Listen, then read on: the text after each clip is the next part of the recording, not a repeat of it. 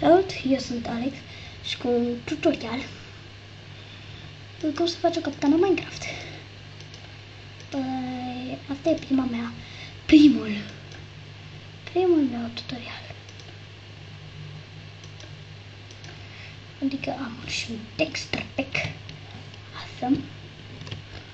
Ca așa. După cum vedeți.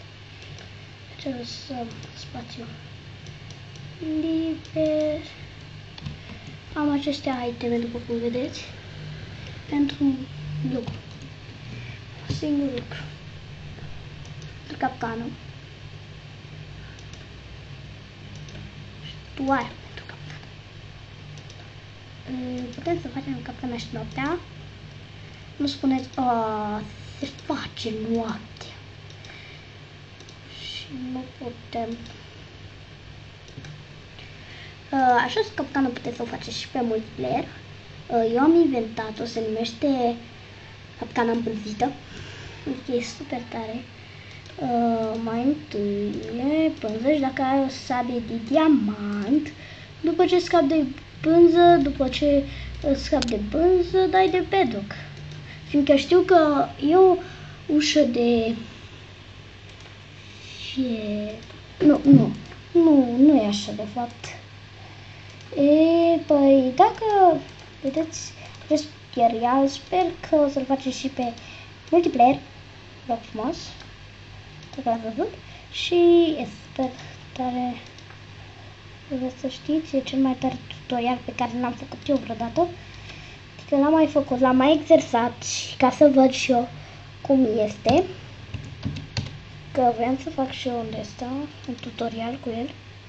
Stai că punem de afară, fiindcă pentru dinăuntru nu trebuie să aibă buton. Să vă arăt imediat și o să și eu testez, am uitat butonul. Să mai întâmplă.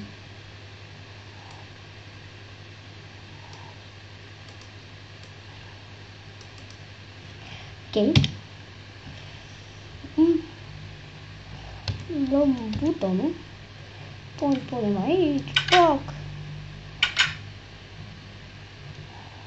Zice, uite, să intrăm aici. Am găsit un adăpost pentru ploaie, hai să intrăm în el. Adică sunt falsul gamer maniac. Ok. Stai puțin, să-ți puțin să intru. Mi-a venit o idee, stai să o fac, sper că nu o să vă deranjeze, fiindcă o să țină prea mult, sper că nu. Așa, aceasta nu mai folosesc, această tastatură folosesc pe aia de la calculator și pun asta aici și pun telefonul așa. Și cum se vede? Se vede bine. Acum așa, trebuie să fie vadă. Nu, e prea. Să încerc să intru.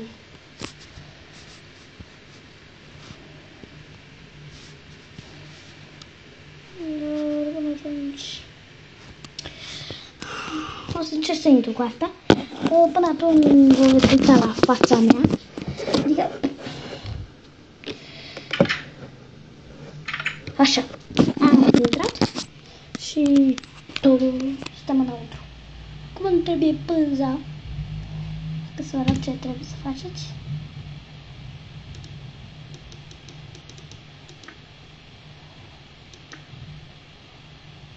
Asta trebuie să faceți și îmi cer scuze că v-am dat cu fusul jos dacă ați observat.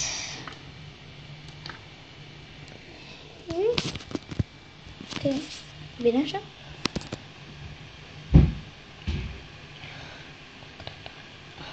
Ok, cum trebuie să curăm? Facem această capcană în ce mai bună. Adică punem așa, ca să nu puteți sparge sus și să ieșiți imediat. Vom pune bedrock.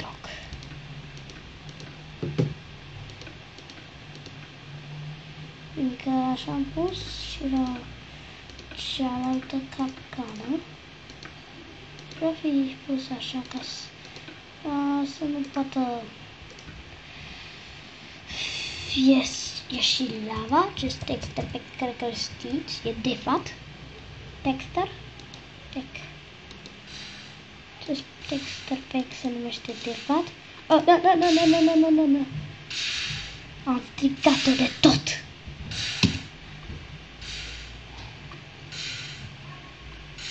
Cum se oprește lava?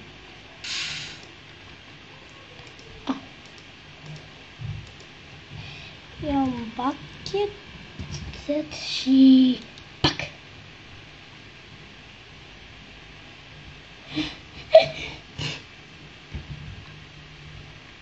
Hai, dispar! Dispar din fața mea și tu!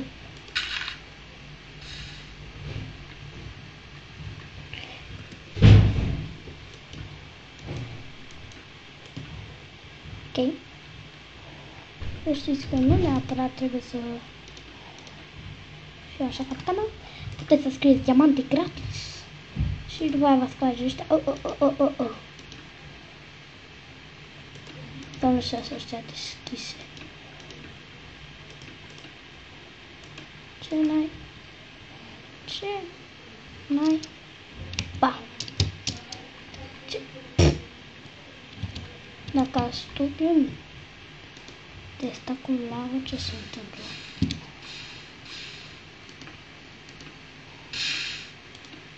Nimic.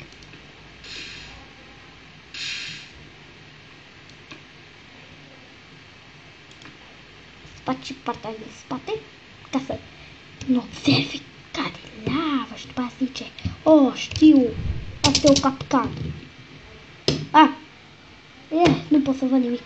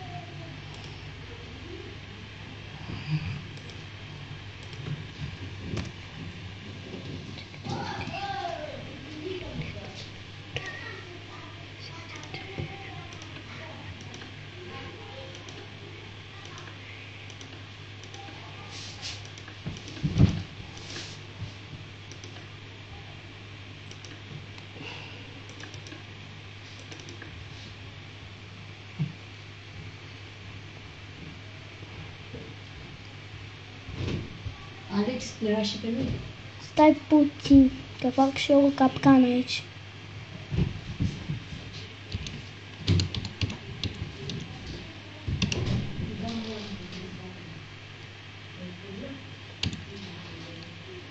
Ca să testez. Să testez. Trebuie să strângem.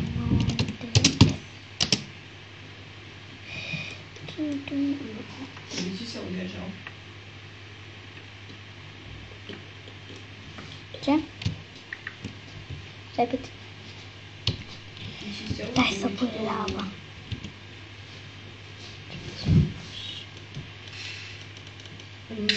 Au, Ce nu se face? adică, stai să spun cum era.